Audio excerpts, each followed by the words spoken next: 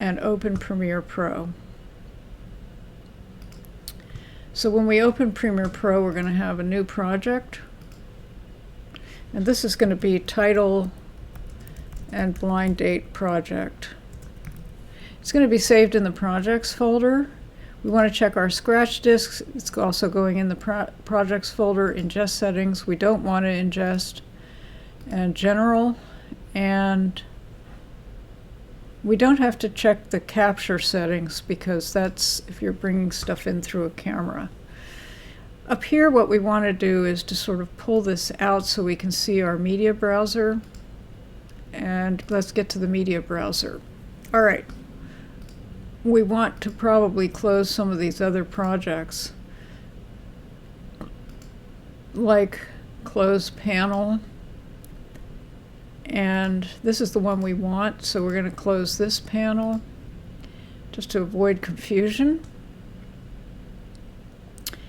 This is our media browser. Basically here what we have is we've got our blind date title. We've got your name credits is what we want to open now. So we've got your name credits.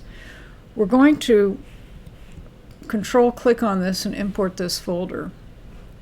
It wants to merge all the Photoshop layers, which I'm allowing it to do. And now if we go to the blind date project, we've got media imported. Let's go to the blind date project and import media.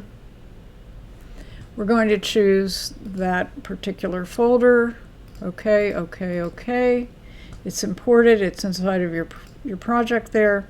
So before we get started with editing, what we want to do is to set up the sequence settings. We want to set a new sequence.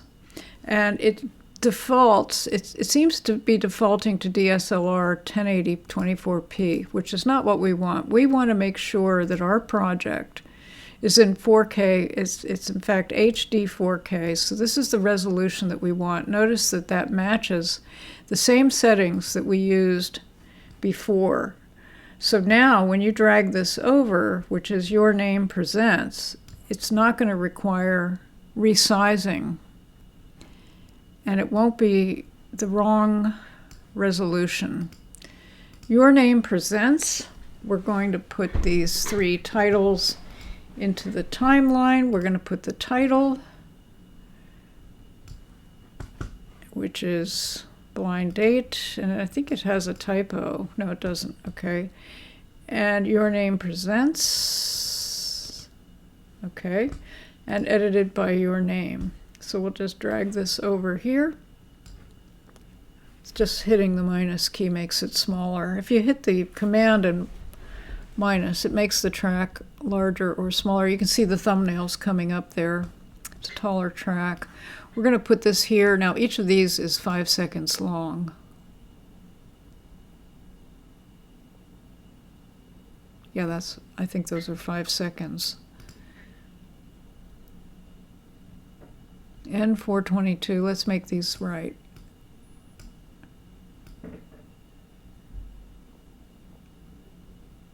Five.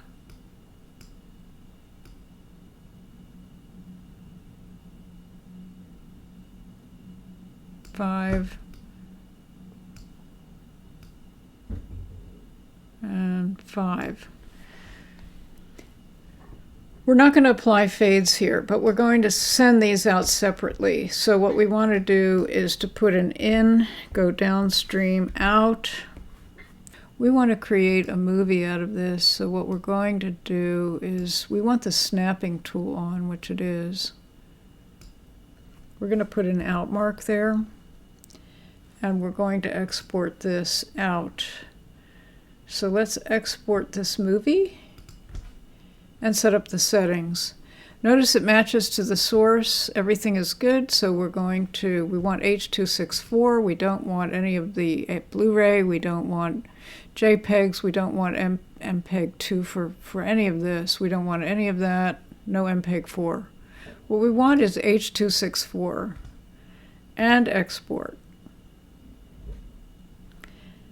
Now we're doing in-to-out editing, so we're doing an in-to-out export. Let's go back one and put the out mark there. We're going to hit the export media and export. It saves, it defaults to the prior settings, so you don't have to set it each time. It's a good idea to check, but it will default to the prior settings. So all we have to do is say export and export media. Notice that there's Command M, so that's a shortcut. You don't have to actually go to the menu for that. And export.